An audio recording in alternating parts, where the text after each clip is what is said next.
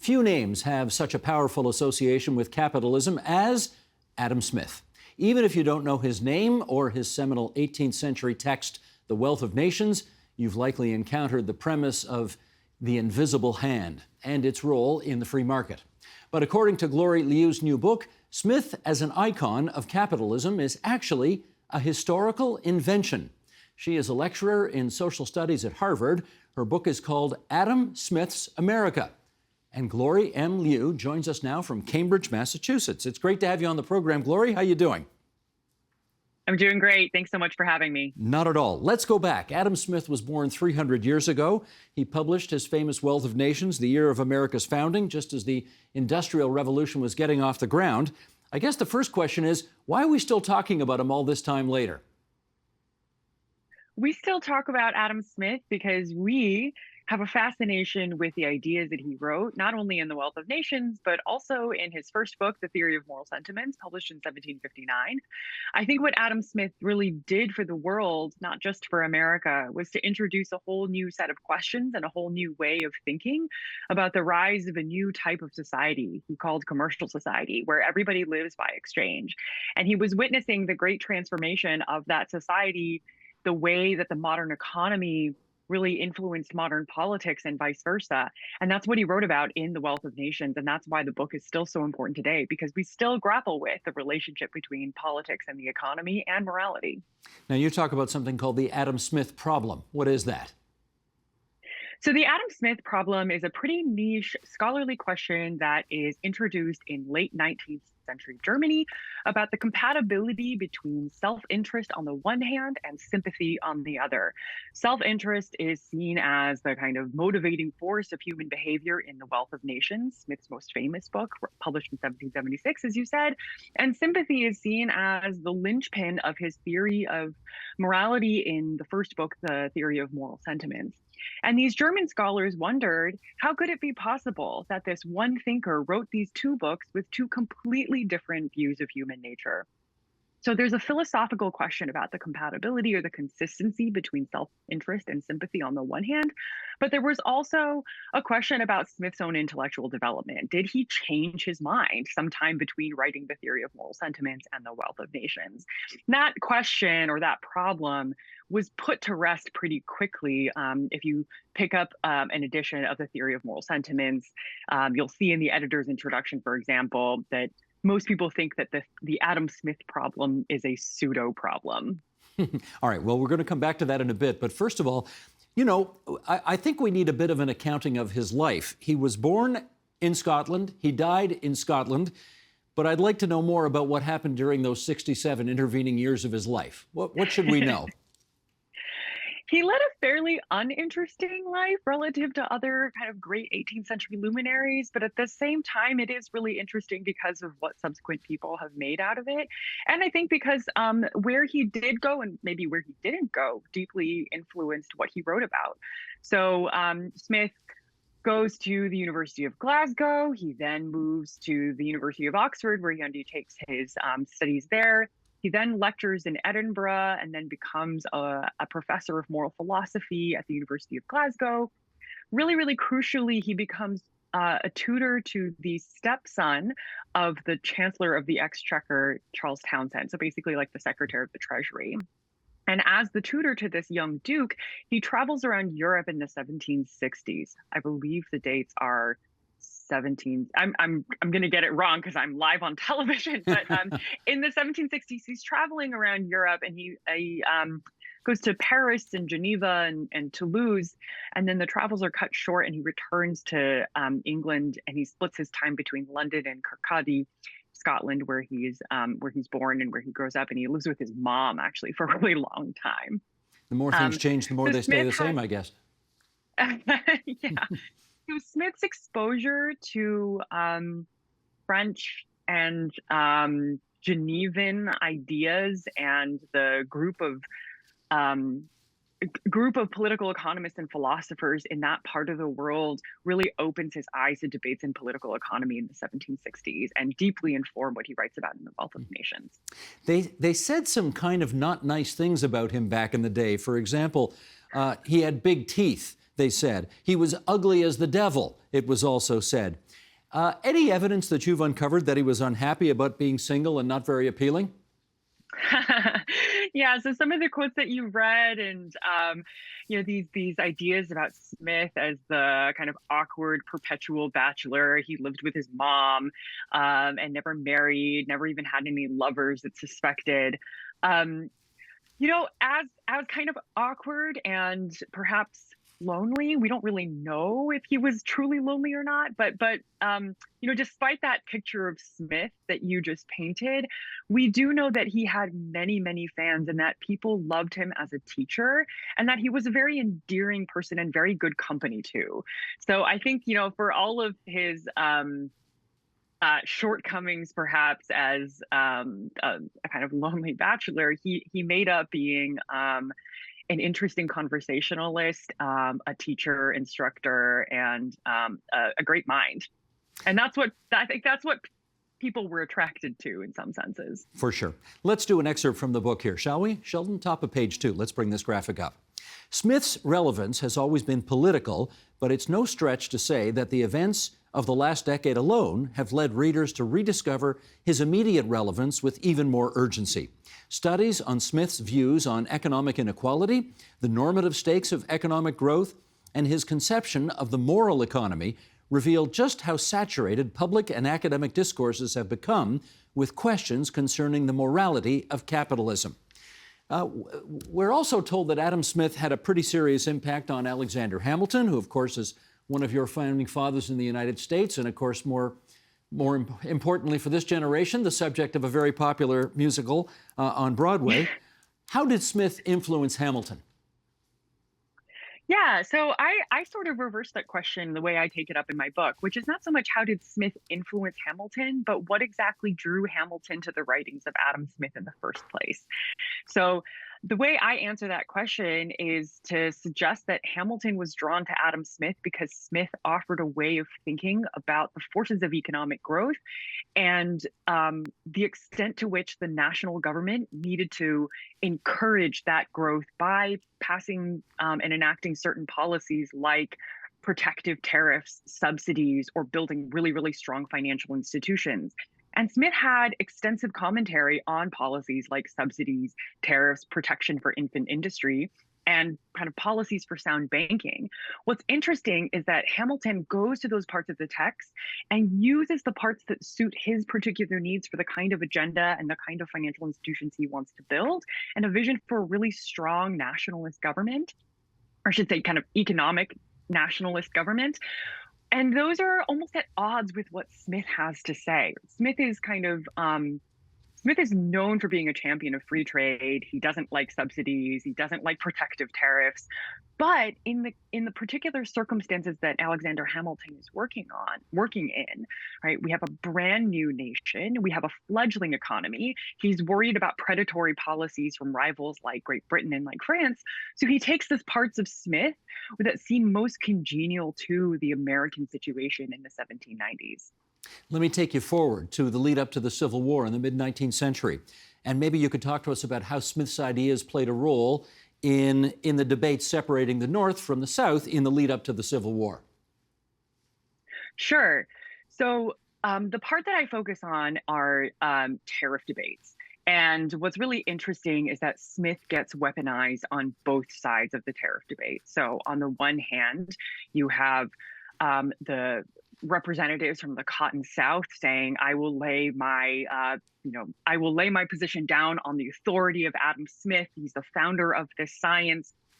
And what they're saying is that, free trade is really grounded in this science of universal political economy, and that the expansion of free trade would create a national political economy that would harmonize the interests of the South with those of the North. But what's kind of in the subtext of that statement is the expansion of slavery to support that system. So for many people in the South, appealing to the ideas of Adam Smith and calling upon the principles of free trade and the science of political economy was a way to advance their vision of a national political economy that relied on the expansion of slavery. But in the North, they're much more skeptical, not only of the very policy of free trade, but really of this idea of a kind of like national political economy that was grounded in some of the ideas that Smith wrote about. And so they are much more in favor of higher tariffs. And the way that they appeal to Adam Smith is almost to delegitimize the policy of free trade and to say, well, even Smith said that the most important market is the home market. So if the apostle of free trade said and made exceptions for free trade, then maybe we should pay attention to that too. So Smith becomes almost a mascot, a way of signaling one's allegiance to a particular policy, and it becomes very politically valuable to show that you can have Smith on your side. So if I read you correctly, it would be the wrong thing to do to basically limit our understanding of Smith to, quote unquote, being the apostle of free trade. I think that's right. And that there's a reason why he became known as the apostle of free trade, and it was at a particular moment in our history that made that version of Smith particularly powerful. But that isn't the only version of Smith that has been powerful, and it's not even necessarily the most accurate version of Smith. Well, okay, I got to follow up on that because clearly there has been a right-wing portrait of Adam Smith that has emerged and persisted over the years, but you've also kind of unearthed a more left-wing version of Adam Smith as well. Tell us why you believe, I guess, the more compelling right-wing version of Smith is the one that has persisted over the other one. Yeah, and I would just add that saying something that like the right wing version of Smith has persisted doesn't necessarily mean that it's right. And that what I really try to do in this book is explain why we get really powerful versions of Smith, even if they're seen as misreadings or misunderstandings, if you will. And I try to set aside those judgments and really just explain why do these ideas become so powerful. Now, I think that the so-called right-wing version of Smith that you alluded to, which is associated with free market capitalism, deregulation, free enterprise, and this idea of freedom of choice from the perspective of the consumer, became so powerful because it entered public discourse at a moment when those ideas really, really resonated with the American public. Um, and some of the largest proponents of that version of Adam Smith I talk about in the book are people like Milton Friedman, who is not only an award-winning economist, but also an incredibly powerful and popular public intellectual that does who does rather become associated with a certain version of American conservatism or libertarianism, if you will. And what Friedman really did was to translate some of Smith's most famous ideas like self-interest and the invisible hand and almost put them in, you could say, like in a vernacular, right? He made the invisible hand of Adam Smith the invisible hand of the market. And I think that Friedman's genius was to really bring Smith down to earth and to show that Smith gave a version of economic thought that enshrined the values of personal freedom in the marketplace and that we needed to protect those freedoms from the tyranny of the government. Now, say what you want about Milton Friedman, you can disagree with his politics, but what I try to show in my book is that that interpretation of Adam Smith had a lot of power and really resonated in the American public at the time it emerged. Well, I well remember that because it was about 40 years ago when Ronald Reagan was the president. And I guess the combination of Milton Friedman's kind of quirky, almost fun personality, even though he was sort of a short, balding, Jewish, not particularly dazzling looking guy, combined with Ronald Reagan, who was, of course, this tall, strapping, very funny, waspy-looking president, that combination, backing that version of Adam Smith, I guess proved to be irresistible. Is that fair to say?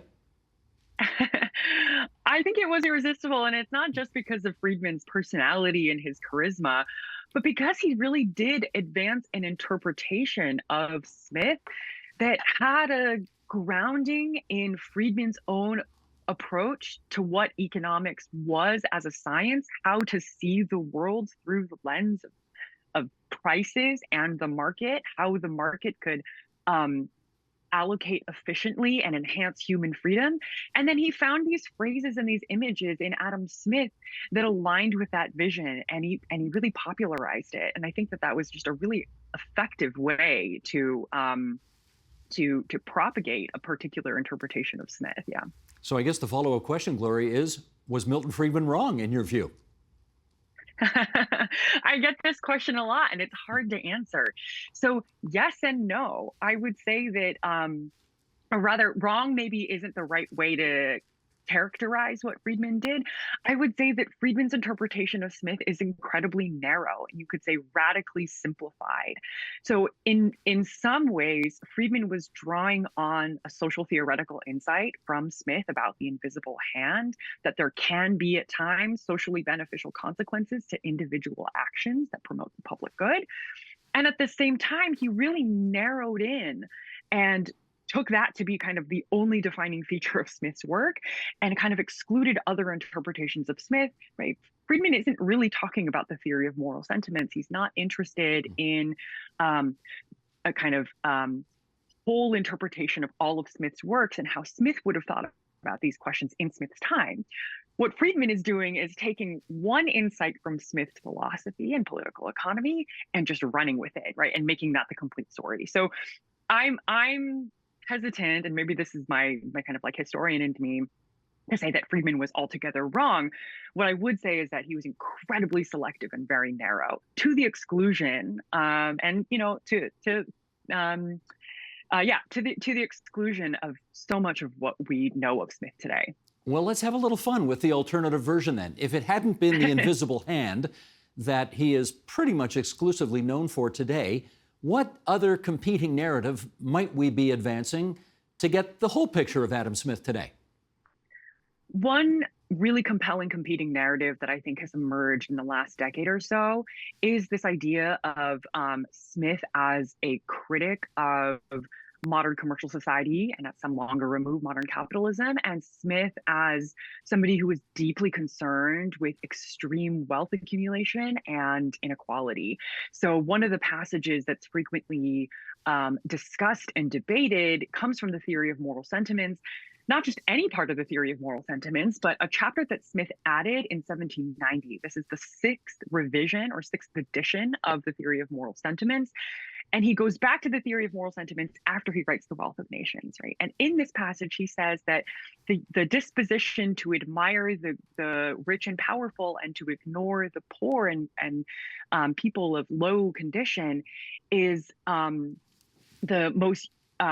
greatest and most universal cause of the corruption of our moral sentiment.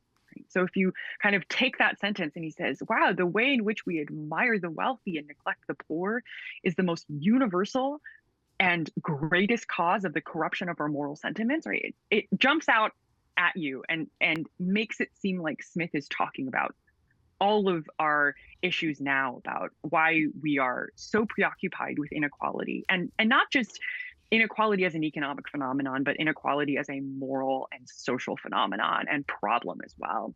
And I think that those discussions, Smith's worries about the advancement of the division of labor and how the advancement of the division of labor at a very, very, you could say at a very, very long remove, or rather, like when the division of labor becomes so advanced, it has this tendency to degrade and corrupt our mind and body, right? And so I think now we're seeing how those kinds of discussions from Smith's works, both the theory of moral sentiments and the Wealth of Nations, throw Smith into very high relief again as we are having these conversations about the normative stakes of economic growth, as we're having conversations about, globalization and the global division of labor, or as we're having conversations about the moral and political causes and consequences of an economic inequality. So I think that is a very different version of Smith that we didn't get in the era of Milton Friedman, and it's really coming to the fore now. Sure. So in which case, and again, with the benefit of a few decades of hindsight here, what do you think Milton Friedman really missed in his interpretation of things?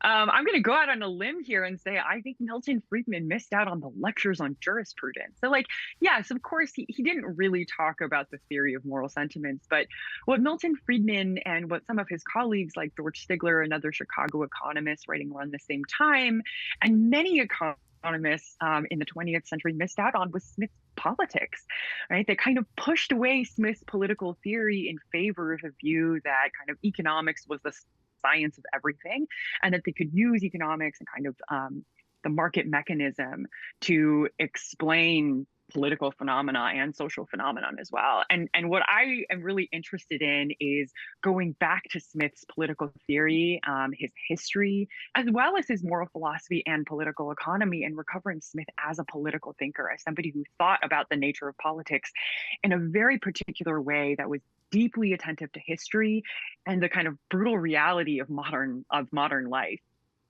Well, if we're having fun with this, let's keep going. If he were alive today, would Smith be a Democrat or a Republican? Neither. I am so practiced at answering this question. So I think one of the most interesting things about Smith, and one of the most fun things about studying Smith today, is that he's a thinker who defies these conventional political categories, right? It's very, very common, and we often have this impulse to want to categorize Smith and slot him into our labels. But I think Smith really defines those boundaries, right? For every left version of Smith, there is a right version of Smith, whether it's part of our own creation. But I also think it's part of the way Smith thinks. He's very, very balanced, and he's happy to kind of present tensions and contradictions to draw our eyes to them, but not necessarily to resolve them. And so I think that's why we get competing versions of Smith. And that's also why it's impossible to want to put Smith into one category or the other today. Cable TV, of course, would never accept that answer because they would be determined to categorize him in one way or the other. So could we say he's maybe a Reagan Democrat or a Boll Weevil Republican, that kind of thing? No. No, okay. I'm just going to leave it at that. Okay, fair enough. Do you wish you'd met Adam Smith? Yes. And at the same time, I don't think Adam Smith would have been as fun as meeting David Hume, who I think is funnier. But of course, I would have loved to meet Adam Smith. I want to know what he had written in the books that he had burned right before he died. And I want him to explain to me why he decided to title sections of his book Digressions, because that did not serve him very well. But yes, I would have loved to have met Adam Smith. Let me ask you this. You know, I think I've interviewed tens of thousands of people on this program, and I have to say, I think there's only been one with the first name Glory. There's got to be a story there. What's the story, Glory Liu? Well, when my mom was pregnant with me, she was reading the Bible at the time, and she came across a Bible verse from Psalm 84:11, which says, "The Lord is my sun and shield; He gives grace and glory." And my older sister, who is 8 years older than me, is named Grace. And so my mom came across this verse and said, "Well, I guess I'll name the next girl Glory." That is outstanding. More for our viewers' edification in Glory Liu's book, Adam Smith's America. And we're delighted that she could join us, the Harvard University lecturer from Cambridge, Massachusetts, as a graduate of Boston University, I would say, on the wrong side of the Charles River, but that's okay. We're glad you joined us anyway. Thanks so much for having me. This is a lot of fun. The Agenda with Steve Paikin is made possible through generous philanthropic contributions from viewers like you. Thank you for supporting TVO's journalism.